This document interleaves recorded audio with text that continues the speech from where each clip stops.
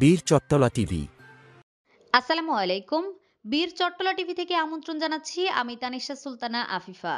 রামগতি পৌরসভা বিএনপি অঙ্গ ও সহযোগী সংগঠনের উদ্যোগে ইফতার ও দোয়া মাহফিলের আয়োজন করা হয়। এতে প্রধান অতিথি ছিলেন রামগতি ও কমলনগর উপজেলার সাবেক সংসদ সদস্য, বাংলাদেশ জাতীয়তাবাদী দল বিএনপির কেন্দ্রীয় কমিটির সহ শিল্প ও বাণিজ্য বিষয়ক সম্পাদক এবং সাবেক মৎস্য ও প্রাণী সম্পদ মন্ত্রণালয়ের স্থায়ী কমিটির চেয়ারম্যান এবিএম আশরাফুদ্দীন নিজান।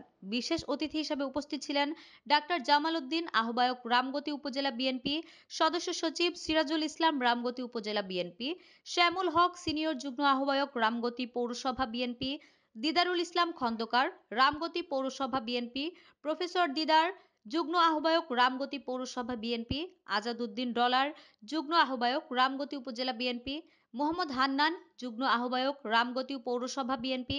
আরও উপস্থিত ছিলেন রামগতি উপজেলা যুবদলের আহ্বায়ক শিবলি নোমান, সদস্য সচিব শাহ মোহাম্মদ শিব্বির, সিনিয়র যুগ্ম আহ্বায়ক জমির আলী, রামগতি পৌরসভা যুবদলের আহ্বায়ক আব্দুল করিম মাস্টার, সদস্য সচিব মাহবুবুর রহমান কবির, সিনিয়র যুগ্ম আহ্বায়ক আকবর হোসেন সহ সকল অঙ্গ ও সহযোগী সংগঠনের সিনিয়র নেতৃবৃন্দ।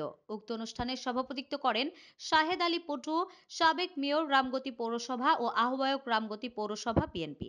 প্রধান অতিথির বক্তব্যে এবিএম আশরাফুদ্দীন নিজান বলেন, দীর্ঘ ১৭ বছরে আওয়ামী অপশাসনের শিকার বিএনপির নেতাকর্মীরা। অনেক রক্তের বিনিময়ে আমরা আজকে স্বাধীনভাবে মত প্রকাশ করতে পারছি। তাই নেতাকর্মীদের প্রতি আমার বিশেষ অনুরোধ, আপনারা এমন কোনো কাজ করবেন না যার জন্য দেশের জনগণ বিএনপির প্রতি ঘৃণা দেখায়। আমরা সব সময় জনগণের মঙ্গলের জন্য আমাদের সাধ্য অনুযায়ী চেষ্টা করব। আমরা যদি আওয়ামী লীগের মতো আচরণ করি তাহলে বাংলার জনগণ আমাদেরকেও প্রতিহত করবে। তাই বিএনপির প্রত্যেক নেতাকর্মীর প্রধান দায়িত্ব ও কর্তব্য বিএনপির সুনাম রক্ষায় সদা সজাগ থাকা। আমাদের আরও খবর পেতে চোখ রাখুন বীর চট্টলা টিভিতে, ফেসবুকে ফলো, ইউটিউবে সাবস্ক্রাইব করুন।